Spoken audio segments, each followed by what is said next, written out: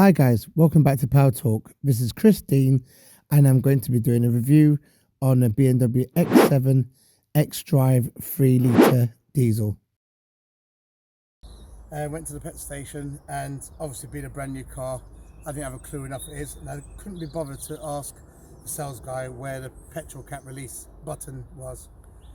Right, so I went to the petrol station, I was pressing the button, I was pushing it really hard, and it wouldn't open. I did everything. I really, and then I found out after ringing the dealer that there is a neck to it.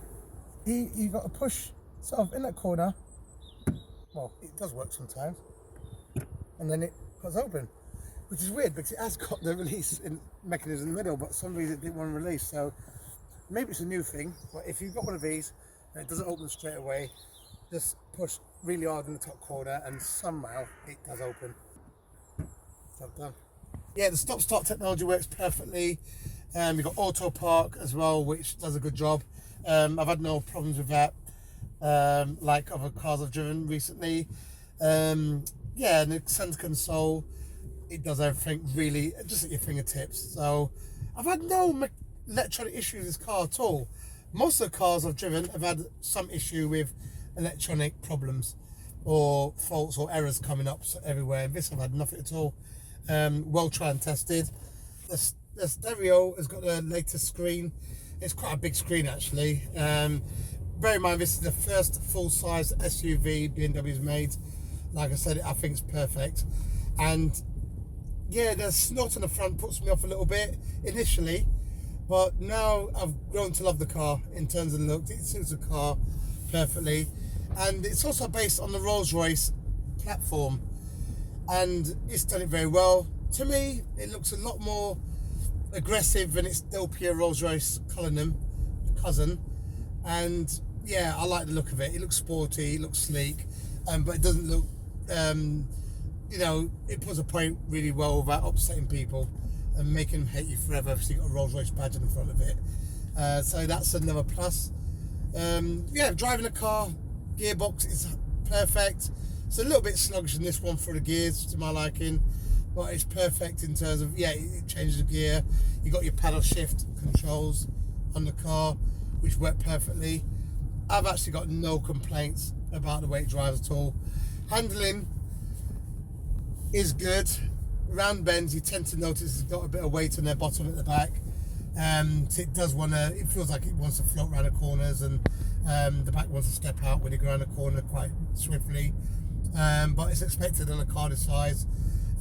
Just like the Bentayga I drove, that went around the corner perfect. I mean, I cannot fault the Bentayga for handling. It's a brilliant car for handling. Not too keen on the quality inside or the looks, but I'm hoping that improves with time with the Bentayga range. But this one, yeah, handling is good. Yeah, it's not a racing car by any standards in my eyes, but yeah, it delivers all-round package perfectly. This car's fitted with a panoramic sunroof, which just the front part's disappointed. It's only the front part opens and not like the Porsche Cayenne. The roof goes back quite a way and gives you a sort of almost a cabriolet feel, open top experience. This doesn't, but it has a fantastic big glass ceiling with an electric blind that covers it. This car is obviously a 7-seater, and it does it very well. It carries 7 adults in comfort. All the seats are just amazing quality. All of them are really lined, comfortable. I don't feel like I've been driving this car for days, and I feel that, yeah, it's so comfortable. I can sleep in it. Yeah, touching fuel economy, I find this car to be very, very economical. 10 times better than an XC90. I find that car to be very juicy, underpowered, noisy, good looking car. But this, I have been so surprised with the size of the engine and the MPG range. I'm touching easy 32 combined around town, driving it sensibly.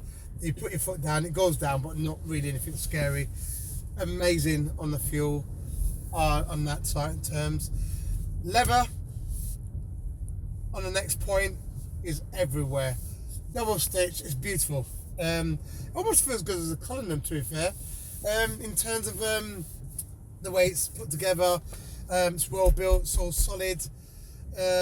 Technology is, I can't see it getting any better in this car. It's got USB ports everywhere. The iDrive system's brilliant. I haven't really used it. I've not really had to tell the truth. But yeah, I played around with it a little bit. It's fantastic. It works. There's plenty of switches.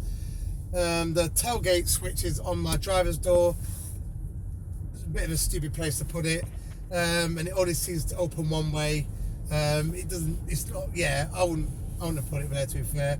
But all the switches all laid out quite well, and yeah, I don't think it can get any better. I'm going to touch on another point, which would be the ambience of the car. It's got an ambience lighting, I call it. I don't know what BMW calls it, but you can basically change the colour of the interior LED lighting to all different kind of colours, dual tone colours, from blue to pink, whatever you want. It's amazing, and it completely sets the car off on any kind of feel you want to create in the car. So that's another point I think is fantastic about this car. I like it. It's actually it's really nice, definitely. It wouldn't be what made me buy the car, but it would definitely be a really nice touch, a standard.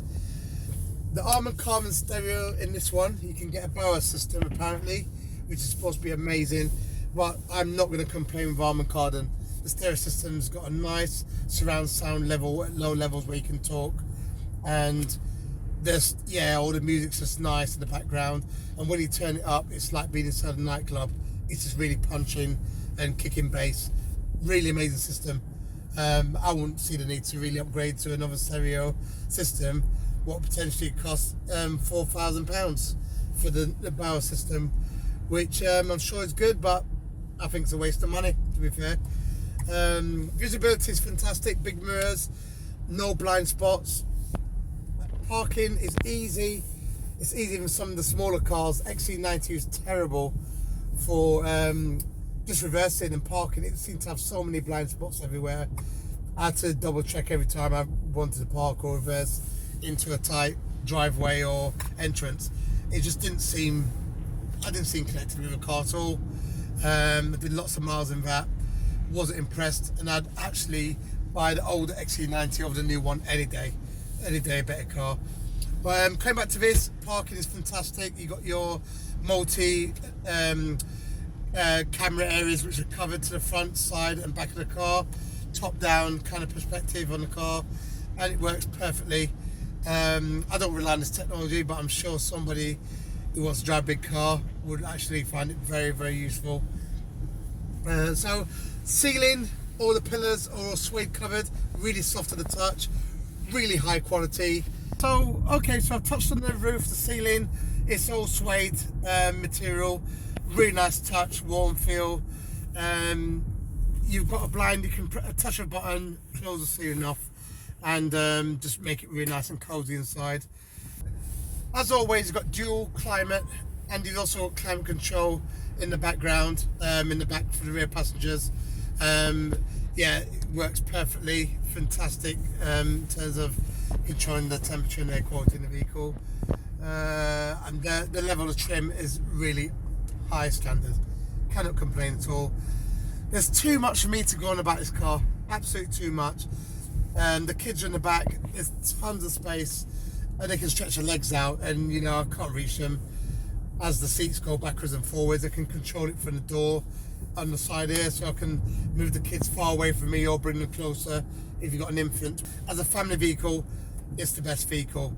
Before I give my verdict, I'm just gonna say I've been truly impressed with BMW's first attempt at a big proper SUV. I don't know what to call it. I hate that word SUV, but that's what they call it these days. I still call it a 4x4, even though this car I personally wouldn't take off the road. It's just too nice. So I'll keep my trusty Land Rover for those tasks which need to be done. But I would say driving all these other cars, the Bentley, Bentayga, Range Rovers, you name it, we've driven it, we've tested it. I would say this car is definitely the best out of all of them. Not just price wise, it's a lot cheaper than the Bentayga, a lot cheaper than the Cullinan, and the Lamborghini Urus I think it's hideous in terms of the way it looks, and I don't see the point to it, to be fair. Very fast car. All of them, the VW range, are based on the Touareg model, which is a very fantastic car, which, by the way, I'm going to do a review on the Touareg in the next couple of days, so look out for that video on that one, the brand new Touareg which just come out, R-Line. But yeah, I would say out of all the cars, I would definitely fork out the money on the X7. And if you want to really be for the butt out, get the M models, I don't think you go wrong with any of them, to be fair. So yeah, I'll give it an 8 out of 10 on the X7. Definitely. Just one point on this particular vehicle, I noticed earlier that on the rear tailgate, on the driver's side, for those who don't know, I've seen that it's got condensation issues coming in with on the inside the lens. So there's water collecting in there for some reason. It's obviously a fault with that product. I don't think it's any reason to be alarmed. It's a new car, so hey, things happen, and I'm sure the dealer will sort that out for us when we actually go and bring up the issue. So yeah, it's a warranty problem. Yeah, so I'd say get yourself to a BMW, your local BMW dealer. This one's courtesy of Marshall BMW in Poole. Try a vehicle now, and I'm sure you love it before you try anything else. So I'll see you later. Yeah,